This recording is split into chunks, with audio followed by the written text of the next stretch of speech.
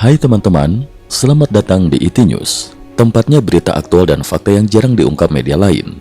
Yuk dukung kami dengan cara subscribe, like, komen, dan share, supaya lebih banyak orang tahu apa yang sebenarnya terjadi.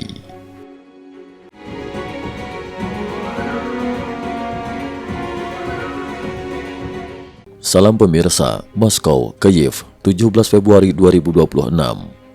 Sebuah ledakan besar mengguncang salah satu kompleks penyimpanan amunisi terbesar Rusia pada 16 Februari 2026, sekitar 70 km timur laut Moskow. Ledakan itu terjadi secara beruntun dan memicu bola api raksasa yang terlihat dari jarak puluhan kilometer. Sejumlah saksi mata menggambarkan gelombang kejutnya sangat kuat, hingga menyerupai ledakan berskala kecil yang luar biasa.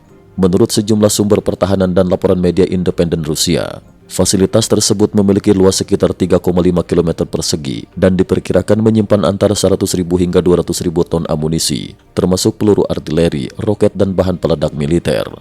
Hingga berita ini diturunkan, otoritas Rusia belum merilis angka kerugian resmi. Namun jika estimasi kepastian penyimpanan itu akurat, insiden ini berpotensi menjadi salah satu kerugian logistik terbesar Rusia sejak perang di Ukraina dimulai pada Februari 2022.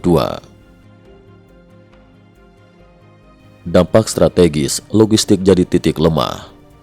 Dalam perang modern, logistik menentukan daya tahan tempur. Hilangnya ratusan ribu ton amunisi jika benar terjadi, berarti kemampuan artileri berat Rusia di sejumlah sektor front dapat terganggu signifikan menjelang ofensif musim semi.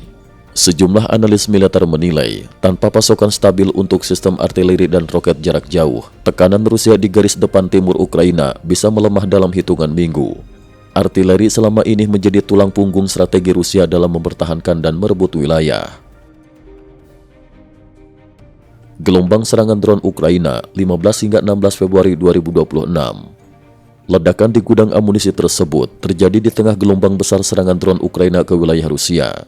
Dalam rentang waktu malam 15 Februari hingga siang 16 Februari 2026, Ukraina dilaporkan meluncurkan ratusan drone jarak jauh ke berbagai wilayah Rusia, termasuk Bryansk, Belgorod, Kaluga, Tula hingga Krasnodar. Pejabat di wilayah Bryansk menyebut serangan tersebut sebagai yang terkuat dan terpanjang sejak perang dimulai, berlangsung lebih dari 12 jam tanpa henti. Kementerian Pertahanan Rusia mengklaim telah menembak jatuh 220 drone, tetapi sejumlah fasilitas energi dan logistik tetap terkena dampak. Di Pelabuhan Taman, pesisir Laut Hitam, sebuah terminal minyak dilaporkan terbakar hebat. Di Moskow, alarm pertahanan udara dibunyikan dan beberapa bandara internasional sempat menghentikan operasional sementara. Strategi baru serang jantung logistik. Perubahan taktik Ukraina semakin terlihat jelas. Jika pada 2023 hingga 2024, pertempuran berfokus pada perebutan kota dan parit pertahanan, kini serangan diarahkan ke infrastruktur energi, gudang amunisi, dan pusat distribusi militer Rusia. Seorang pejabat pertahanan Ukraina yang enggan disebutkan namanya menyatakan bahwa target utama adalah menguras sumber daya logistik Rusia hingga kemampuan ofensifnya melemah secara sistemik. Dengan menghantam tangki bahan bakar dan gudang peluru, Ukraina berupaya memperlambat mesin perang Rusia dari dalam. Serangan balasan Ukraina di front timur. Dalam pekan yang sama, militer Ukraina mengumumkan keberhasilan serangan balasan yang dimulai awal Februari 2026. Beberapa kantor berita barat melaporkan bahwa Ukraina berhasil merebut kembali lebih dari 200 km persegi wilayah di sekitar timur. Dalam periode yang sama, capaian ini disebut hampir menyamai hasil ofensif Rusia selama 1 bulan penuh pada Desember 2025. Di Kupiansk, pasukan Ukraina kembali mengibarkan bendera nasional di balai kota sejak awal Januari dan kini disebut mengepung sisa pasukan Rusia di pusat kota. Sementara itu, di arah Zaporizhia, Ukraina merebut sedikitnya 12 desa dan menyerang sepanjang 20 km garis depan. Indikasi di lapangan menunjukkan upaya untuk memotong jalur mundur Rusia dan memaksa pertempuran skala besar yang dapat menghancurkan unit-unit lawan secara menyeluruh. Faktor X, pemutusan akses satelit. Salah satu variabel penting dalam perubahan dinamika ini adalah gangguan terhadap akses sistem satelit komersial yang sebelumnya digunakan sebagian unit Rusia. Beberapa laporan menyebut bahwa akses terhadap jaringan satelit tertentu yang diperoleh melalui jalur tidak resmi telah dihentikan, sehingga memicu gangguan komunikasi dan navigasi di sejumlah sektor. Tanpa konektivitas stabil, koordinasi artileri, drone dan unit infanteri menjadi terganggu. Situasi ini memberi Ukraina jendela peluang untuk mempercepat operasi balasan dalam beberapa hari terakhir. Evolusi perang drone dan evaluasi NATO.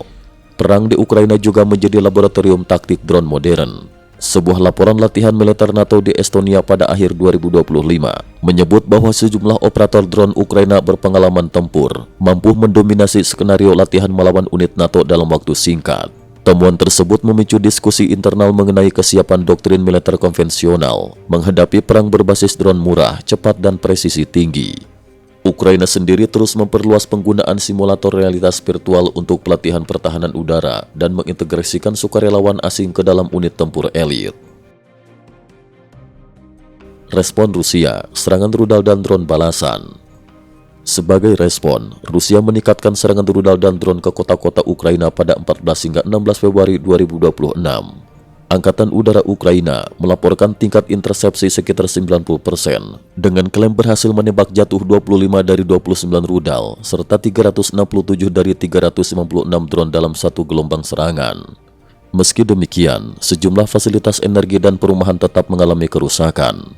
Di dalam Rusia sendiri, pernyataan kontroversial muncul di beberapa siaran televisi yang menyebut tantangan strategis jangka panjang Rusia bukan hanya Ukraina atau Barat, tetapi juga dinamika hubungan dengan Tiongkok. Ucapan tersebut memicu perdebatan luas di media sosial Rusia. Situasi menuju musim semi 2026. Peristiwa 15 hingga 16 Februari 2026 menandai fase baru dalam konflik yang telah berlangsung hampir 4 tahun. Ledakan besar di gudang amunisi, gelombang drone lintas batas dan perubahan taktik serangan menunjukkan bahwa perang kini semakin bergeser dari pertempuran garis depan menjadi perang logistik dan infrastruktur strategis.